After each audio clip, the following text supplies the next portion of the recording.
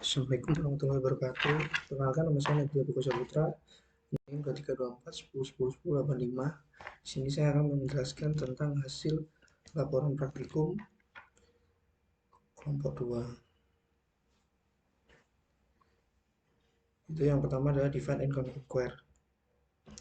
Jadi divide and conquer ini adalah algoritma pemrograman yang cara kerjanya membagi menjadi beberapa bagian dengan jumlah sama banyak, yang nantinya akan dilakukan penyelesaian antar bagian-bagian tersebut. Nah, jadi divide and conquer itu sebuah program ya. Jadi cara kerjanya itu ya dibagi hingga beberapa bagian. Setelah dibagi, lalu melakukan penyelesaian antar bagian-bagian yang telah dibagi. Jadi, dan definisi dari divide and conquer sendiri ya, itu divide itu membagi persoalan menjadi beberapa submasalah sejenis namun lebih kecil. Hal ini dilakukan terus sampai mencapai ukuran yang bisa diselesaikan langsung. Lalu conquer adalah penyelesaian submasalah terkecil secara langsung. Nah, lalu combine menggabungkan solusi masing-masing masalah masalah cara berjenjang sehingga membentuk solusi persoalan asli. Pada proses penggabungan ini seringkali diperlukan logika tambahan. Jadi ini adalah alur algoritma dari divide and conquer. Jadi di P ini adalah data data utuh lalu dibagi jadi dua, dibagi lagi hingga eh, setiap bagiannya itu jumlahnya sama, lalu dilakukan combine. Dan sebelum dilakukan combine, dilakukan solve dulu, lalu combine. This is data. Di sini kerjaan pertama itu terdapat array A yang berukuran n elemen dan sudah berisi nilai integer dalam keadaan tidak terurut. Carilah nilai maksimum di dalam array tersebut. Desainlah algoritma untuk menyelesaikan permasalahan tersebut menggunakan strategi brute force. Nah, ini secara strategi brute force ya. Jadi data, ini jumlah datanya ya. Def angka maksimal. Maksimal sama dengan maksimal data indeks 0. For i in range learn data. Misal data i. Data ini adalah jumlah data ya. Ini jumlah data i lebih besar daripada angka maksimal, maka maksimal sama dengan data i. Lalu akan return maksimal. Return maksimal ini apabila tidak menemukan data terbesar, maka akan return maksimal, yaitu data maksimalnya adalah data indeks ke 0. Dan ini hasil outputnya itu nanti bakalan yang 699678.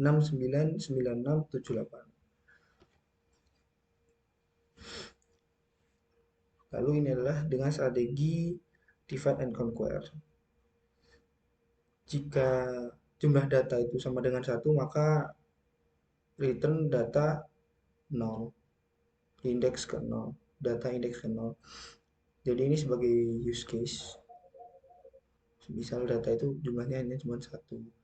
Lalu mid sama dengan jumlah data dibagi 2. Lalu kiri adalah data mid, data tengah yang dimulai dari tengah ke kiri, lalu kanan ini adalah data indeks dari tengah ke kanan. Maks kiri adalah angka maksimal.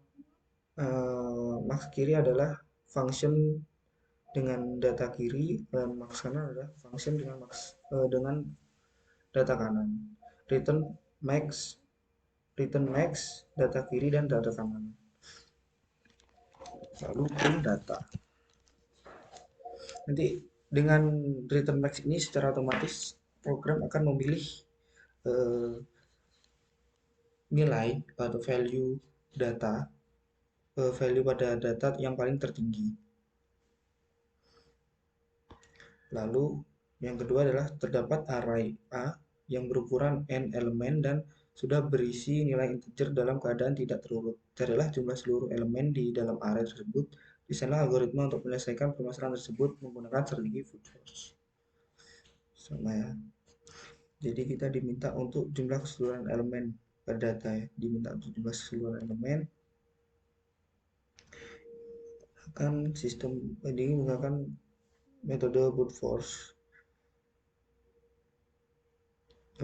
If len jumlah if jumlah data kurang dari 2 maka print data indeks 0.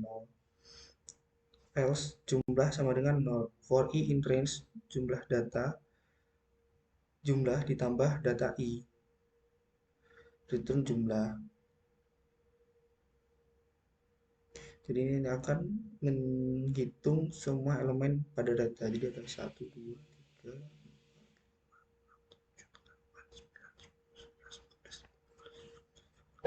nanti outputnya akan keluar 16. Nah, ini secara divide and conquer. Sama seperti tadi, cuman pada line ke-15 ini return max kiri ditambah uh, variabel max kanan.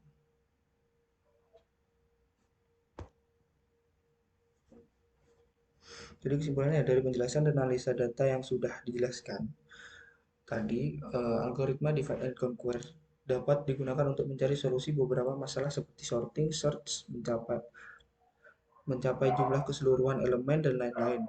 Dengan cara berbagai data hingga total data mencapai satu setelah itu akan dilakukan tindakan solusi. Jadi seperti itu. Lalu masuk ke tugas mandiri. Yang tugas pertama adalah algoritma untuk mengecek apakah list berisi n bilangan merupakan sebuah algoritma yang menerima input array satu dimensi A berukuran n dan key itu k, isi A tidak terurut. Algoritma tersebut berfungsi untuk mencari banyaknya anggota A yang memiliki nilai sama dengan K. Implementasikan algoritma cari dengan strategi brute force dan divide and conquer. Ini secara divide and conquer. Jadi kita itu diminta mencari eh, jumlah elemen pada data ini dengan datanya adalah 3. Jadi def jumlah elemen dalam kurung data, jumlah itu indeks variabel jumlah dengan tipe data integer itu adalah 0. For in range jumlah data, if data i sama dengan key, maka jumlah akan bertambah 1. Return jumlah.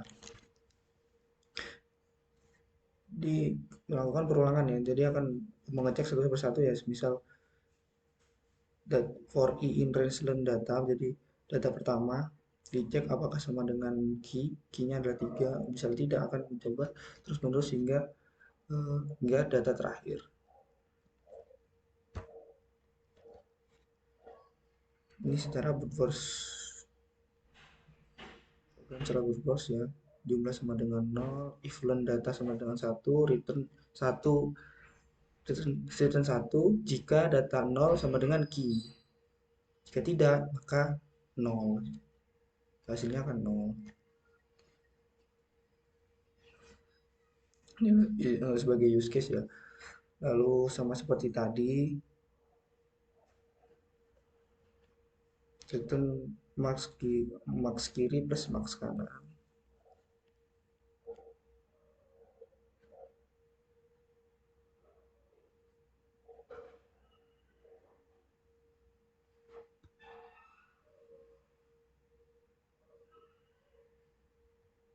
Nah ini jumlah datanya berapa ya? Nanti outputnya itu bakal ngasilin 1, 2, 3, 4. 4 terusnya 4. Tugas mandiri buat yang kedua, buat algoritma untuk mencari bilangan terbesar dari sebuah list bilangan.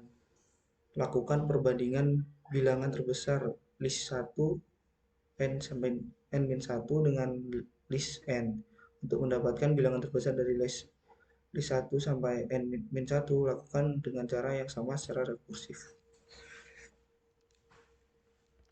Nah, lalu diminta untuk periksalah apakah perincian ini bisa diselesaikan secara rekursif, memiliki base case, recursive case, dan apakah dengan menerapkan recursive case berkali bisa menuju base case. Desain dan implementasikan cari terbesar list untuk mencari bilangan tersebut. Nah, untuk listnya adalah 1, 2, 3, 4, 5, 1. Jelaskan tahapan eksekusi dari terbesar list dengan list sama dengan.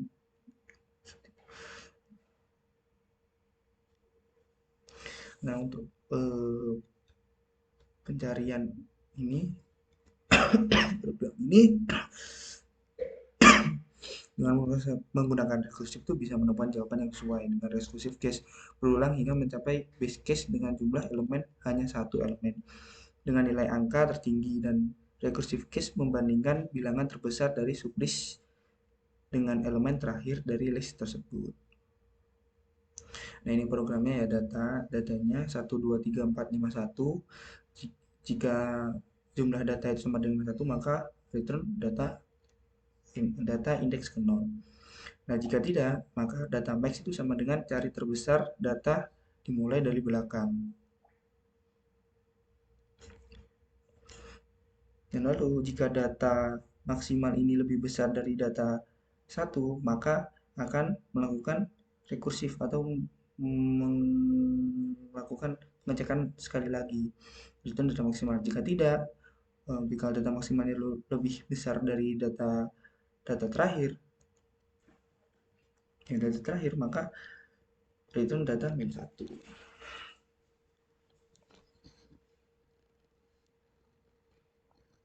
Maksudnya data maksimalnya lebih kecil dari data indeks terakhir, maka return untuk pohon rekursifnya ini pohon rekursifnya jadi dimulai dari belakang dengan membandingkan ya indeks terakhir dengan data dimulai dari belakang dikurangi 1. Akan membandingkan jika eh, jika tidak sesuai kan, karena yang pertama kan harusnya kan 1 bandingkan dengan 1, maka tidak sesuai, maka langsung mengurangi datanya dimulai dari ya datanya itu diurutkan dari belakang dengan dimulai dari yang awalnya dari indeks terakhir lalu maju lagi dibandingkan dengan indeks terakhir pada data awal seperti ini. Karena ini data ini lebih besar, lebih kecil dari data indeks min 1 atau data indeks data ya indeks terakhir, maka indeks terakhir adalah nilai terbesar di seperti itu. Kita masuk ke Knapsack, program Knapsack. Program Knapsack ini adalah sebuah masalah optimisasi yang sering ditemui dalam ilmu komputer dan matematika. Jadi konsepnya itu mirip dengan situasi di mana kamu memiliki ransel dengan kapasitas tertentu dan ada objek-objek dengan bobot dan nilai tertentu. Tujuannya adalah memilih kombinasi objek sedemikian rupa sehingga bobot totalnya tidak melebihi kapasitas ransel, namun nilai totalnya maksimal. Jadi di metode Knapsack ini nanti itu program itu akan memilih barang-barang mana yang sesuai untuk dimasukkan ke dalam tas. Jadi semisal ada 3 barang dengan jumlah bobotnya itu 2 kilo, 3 kilo, dan 5 kilo. Nah, sedangkan tas ini hanya muat maksimal dengan jumlah total 7 kilo.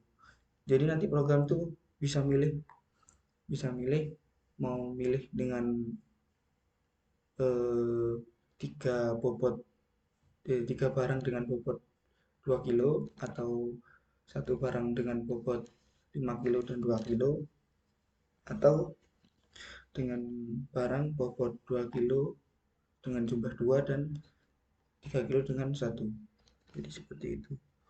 Nah, dari Knapsack sendiri ada dua varian ya, yaitu knapsack 01 yang mana setiap objek hanya bisa diambil sekali atau tidak sama sekali. Mirip dengan memilih barang yang tidak dapat dipotong. Jadi pada 01 ini hanya bisa memilih salah satu barang. Misal ada 5 barang dengan jumlah kapasitas apa dengan jumlah berat yang berbeda-beda, kan dikasih kapasitas ya.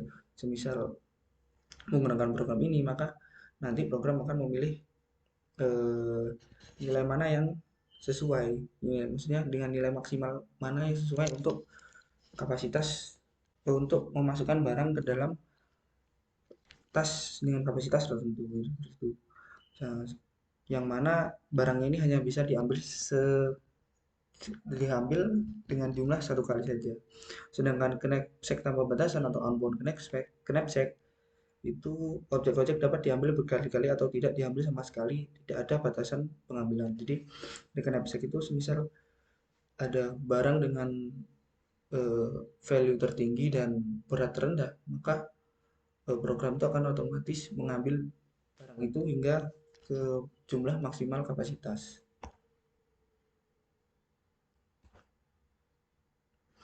Lalu kita diminta untuk screenshot keluaran dari percobaan yang dilakukan, alias setiap baris pemrograman yang jelas dan jelaskan alur algoritma yang dijelaskan serta perubahan nilai dari masing-masing variabel bandingkan strategi knapsack 01 dan kita masuk ke ya ini program knapsack 01. Nah, di sini ada list barang dengan kapasitas 13. Jadi banyak barang sama dengan jumlah barang ya, variabel banyak barang. Ini ARR barang ini sebagai data ya, variabel kosong yang nantinya akan diisi dari for i in range banyak barang plus 1, lalu for j in range kapasitas plus 1. Nah, nanti ini data i dengan data j ini ya data j ini akan di-append ke ARR kapasitas dan data i ini akan di-append ke ARR eh, ARR barang dengan data ARR kapasitas.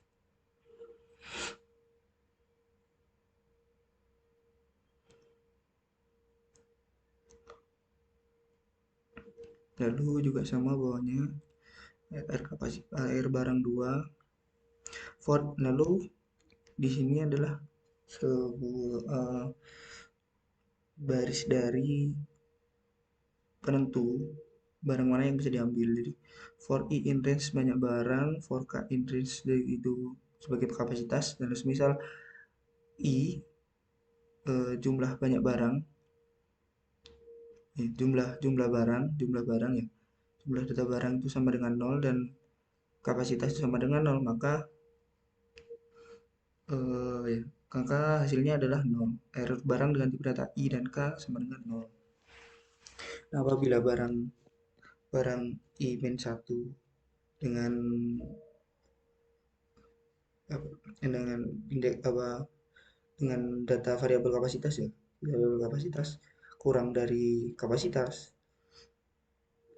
maka masuk ke if barang data i min 1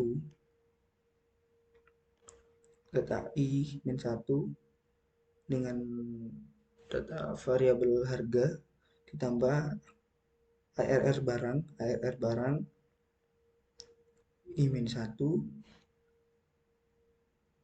sebagai penentunya itu k barang i min 1 dengan variabel kapasitas lebih besar dari ARR barang i min 1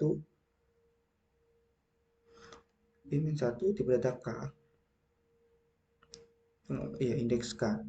RR barang i k sama dengan barang i min 1 variabel harga plus barang i min 1 k,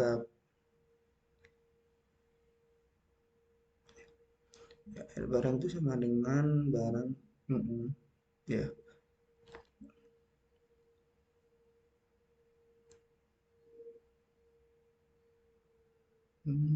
barang harga dari barang i min 1 k sama dengan barang i min 1 variabel kapasitas ya, ya benar.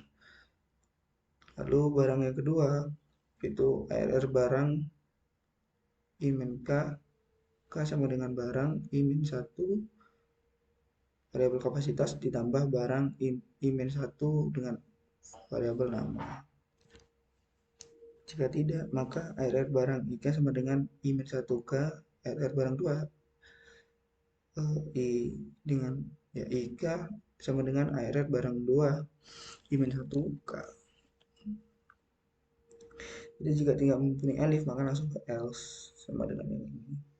Lalu return ARR barang banyak barang kapasitas. ARR barang dengan data banyak barang dan kapasitas. ARR barang 2 itu banyak barang dengan kapasitas juga.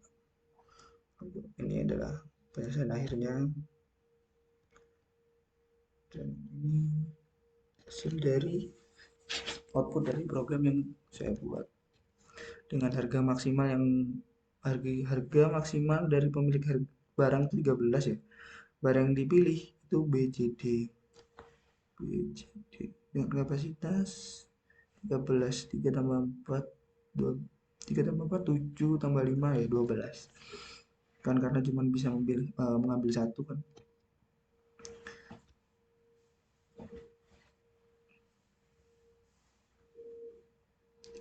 Ya benar. Betul, betul.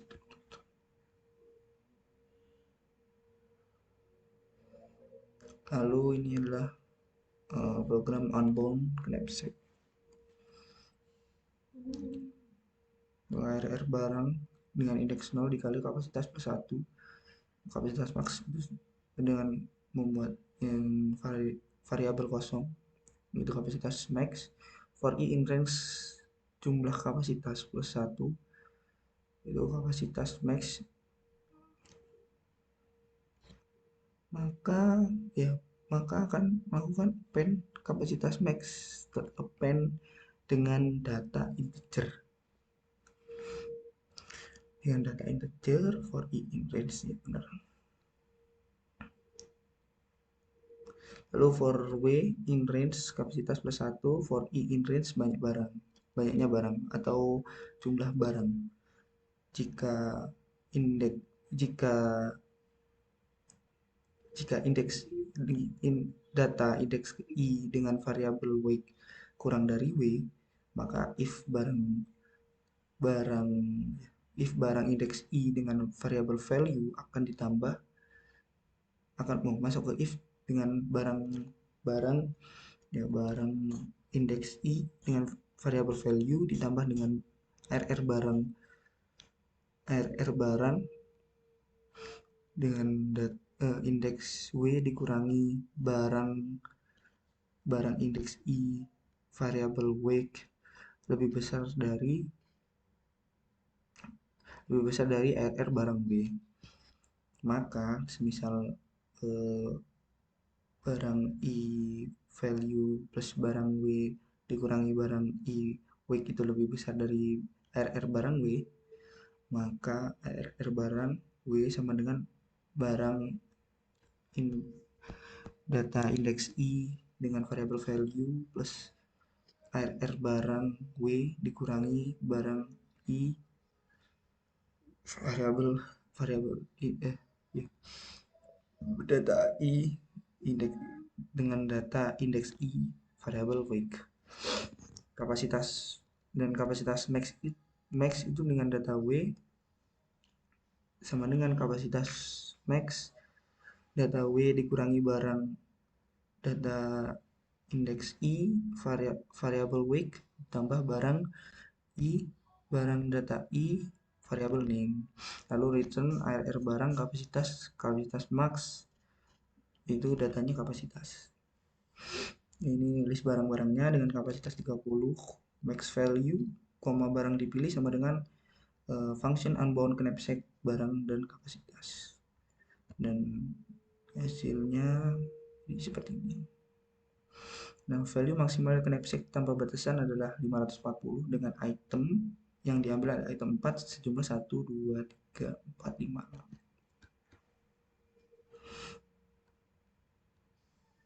Lalu kita masuk ke ini analisis data ya. Program knapsack itu lebih cocok digunakan ketika Setiap item memiliki batasan penggunaan atau ketika hanya satu item dari setiap jenis yang diperoleh.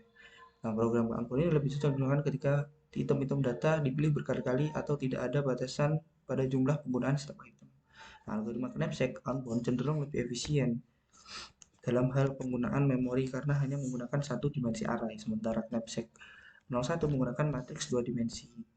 Namun, keduanya cocok untuk situasi yang di mana Anda perlu memaksimalkan nilai total dari item yang dipilih dalam batasan kapasitas knapsack yang diberikan. Pilihan antara keduanya tergantung pada batasan spesifik masalah yang Anda hadapi. Lalu kesimpulannya adalah dari penjelasan dan analisis kasus yang sudah dijelaskan, program Plexing dapat digunakan untuk memilih barang yang sesuai dengan kapasitas yang diinginkan dan dapat memilih lebih dari satu barang atau hanya memilih salah satu barang yang diinginkan, lalu memaksimalkan nilai total item-item tidak melebihi kapasitas. Kita masuk ke tugas mandiri, yaitu adalah penerapan lain dari knapsack selain di contoh di Anda. Di sini saya menggunakan knapsack bound, yaitu di mana knapsack bound ini program itu eh, memilih barang yang mana barang itu punya batasan untuk dipilih. Nah, pada bound ini kan semisal nama item satu dengan bobot 2 dengan value 10 bisa diambil dengan bisa diambil dua kali. Jadi seperti itu. Tinggal kalau kita masuk ke programnya ya. Dengan banyak barang, kemudian learn barang, DP ini adalah sama dengan 0 for in range bond plus 1, for in range kapasitas plus 1, dan for in range banyak barang plus 1. Nah, jadi ini nanti for in range ini akan otomatis eh, masuk ke data DP dengan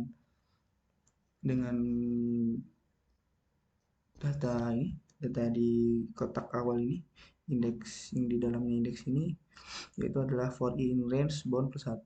Lalu data yang di luarnya lagi for i in range kapasitas plus 1. Lalu yang paling luar adalah for in range banyak barang plus 1. For i in range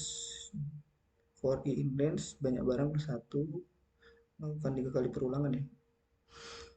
If barang i min 1 indeks i min 1 dengan variabel weight kurang dari sama dengan J dan barang I-1 variabel bounds itu kurang dari K, maka DP data I, J, dan K ini dengan data I, J, dan K sama dengan jumlah maksimal barang dengan tipe data indeks I-1 dengan variabel value plus DP I-1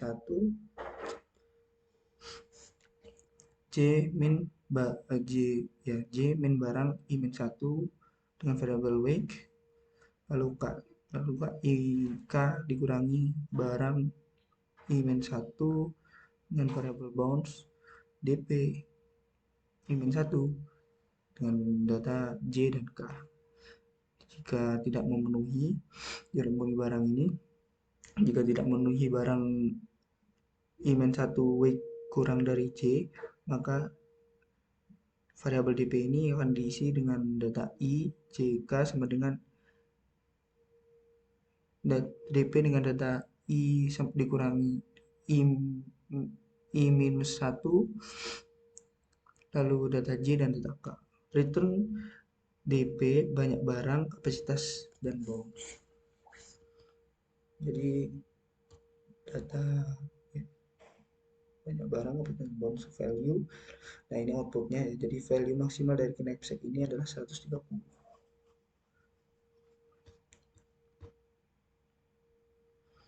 Terus kita masuk ke minimum spanning tree.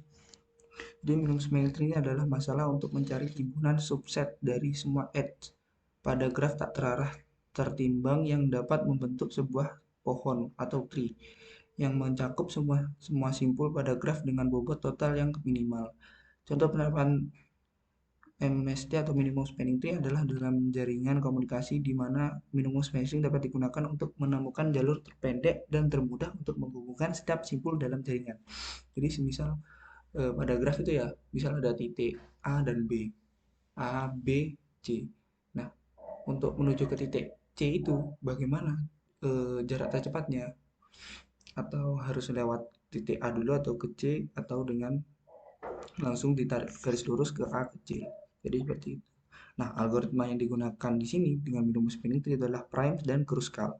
Dalam pencarian MST di sebuah graf, algoritma prime berorientasi pada titik atau vertex graph atau vertex graph, sedangkan algoritma Kruskal berorientasi pada bobot dan weak sisi graf. Nah, ini penjelasannya prime. Orientasi algoritma prime berorientasi pada titik, vertex, dan graf. Cara kerjanya dimulai dari titik acak. Algoritma mulai secara bertahap memilih sisi dengan bobot terkecil yang menghubungkan simpul yang sudah ada di MST dengan simpul di luar MST. Terus memperluas minimum spanning tree dengan menambahkan simpul-simpul baru hingga semua simpul terhubung. Keuntungannya lebih efisien untuk graf yang sangat besar dan rapat, menghasilkan minimum spanning tree yang lebih cepat. Kekurangannya bergantung pada pemilihan titik awal, tidak selalu menghasilkan minimum spanning tree unik. Sedangkan Kruskal itu ya berorientasi pada bobot sisi graf ya. Dan cara kerjanya adalah mengurutkan semua sisinya berdasarkan bobot, memilih sisi dengan bobot terkecil dan memastikan tidak membentuk siklus, terus memilih sisi dengan bobot terkecil hingga semua simpul terhubung. Nah, keuntungan yang tidak tergantung pada pemilihan titik awal menghasilkan MST unik, kekurangannya lebih lambat untuk graf yang sangat besar dan rapat. Ini tindak untuk percobaan pertama, program mampu menggenerate angka-angka secara random yang selanjutnya digunakan sebagai koordinat vertex-vertex yang disimpan ke dalam satu variabel bertipe list array. Program menampilkan koleksi vertex tersebut ke dalam suatu GUI, sedangkan yang menerapkan elemen GUI sederhana yang menerapkan elemen canvas dapat menggunakan modul tkinter pada Python. Program mengolah data koleksi vertex tersebut untuk menghasilkan edge yang menghubungkan satu vertex dengan yang lainnya tanpa membentuk siklus atau loop, dan edge tidak saling memotong. Sebuah vertex dapat memilih lebih dari satu edge yang terhubung ke dirinya.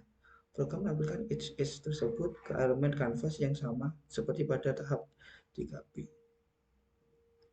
Nah, ini hasil programnya ya. Kita import tkinter, import random, kita buat kelas graph visualizer dengan function id self dengan data self master dengan weight 800 dan height 600.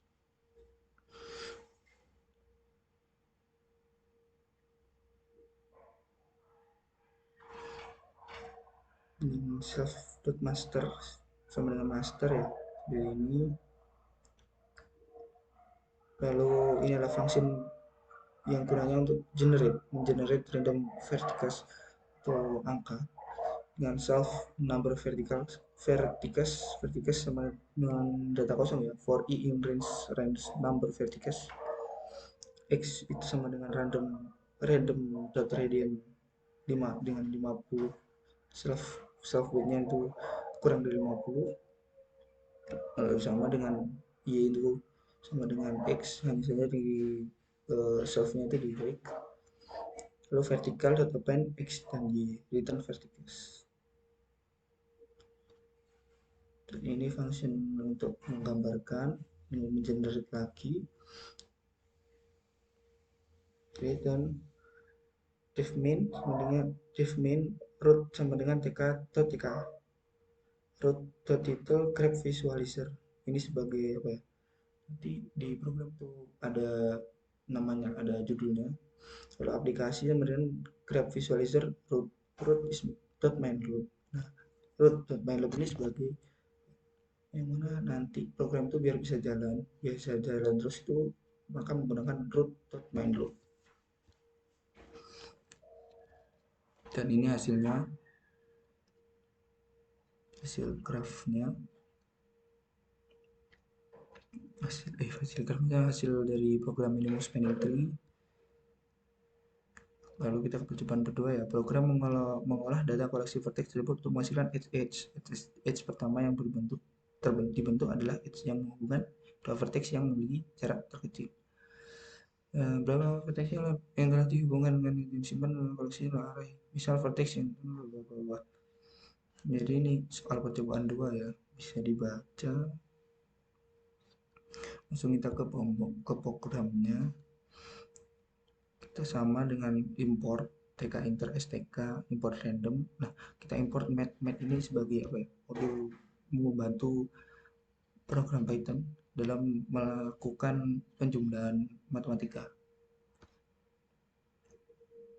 Nah, vertexnya itu sama dengan 10. Jadi kita bisa ini vertex vertex koordinat yang kita inginkan ya, generate random. Vertex sama dengan random.radian 50/400, lalu random radian 50/300 for in range 6 vertices. Nah, ini untuk membuat canvasnya. Root sama dengan tk.tk, canvas sama dengan tk.canvas root width 500 400 canvas.back. Jadi ini buat apa ya, nanti tuh di program itu kan, di Windows itu kan program itu kan akan jalan dengan pixel berapa atau dengan besaran UI itu berapa, ini 500 kali 400. Lalu the vertices in canvasnya untuk ya, for i x dengan dat xy in enumerate vertices canvas.create oval atau canvas create text. Oke, berikutnya untuk menampilkan angka pada setiap vertex. Lalu calculate distance between vertex, mengkalkulasikan, menghitung. Lalu problem selanjutnya connected vertex, indeks ke 0, dimulai dari indeks ke 0 ya vertexnya. Terus unconnected vertex list range 1, range 1 variabel 6 vertices. Apa itu kita bukan perulangan while unconnected vertex. Apabila vertex unconnect, maka main this sama dengan float infinite, in age sama dengan kosong. For v1 in connected vertex, for v2 in unconnected vertex. Jadi bisa dilihat ya programnya seperti ini. Kita lanjut ke hasilnya. Nah, ini hasil dari percobaan kedua. Di kesimpulannya, percobaan kedua itu menghasilkan vertex dan edge secara acak. Dan percobaan ketiga, algoritma prime dan dalam minimum spanning tree. Membandingkan dua algoritma prime dan krusial menghasilkan minimum spanning tree. Algoritma prime berorientasi pada titik vertex, sedangkan krusial berorientasi pada bobot titik. Algoritma prime ini memilih sisi dengan bobot terkecil yang menghubungkan simpul yang sudah ada di minimum spanning tree dengan simpul di luar minimum spanning tree. Nah, untuk perbedaan utamanya dari percobaan kedua dan ketiga itu lebih umum pada menghasilkan, percobaan kedua itu lebih umum dan menghasilkan graf acak dengan vertex dan edge. Dan percobaan ketiga lebih fokus pada minimum spanning tree yang membandingkan dua algoritma yang berbeda. Itu masuk ke tugas mandiri, unit mengelola akses internet untuk fakultas dalamnya. Akses internet ini bersumber dari OPTTI dan disebarkan oleh semua fakultas. Bla bla bla, bisa dilihat dan kita langsung ke programnya aja. Ini adalah programnya dan ini adalah hasil dari program tersebut.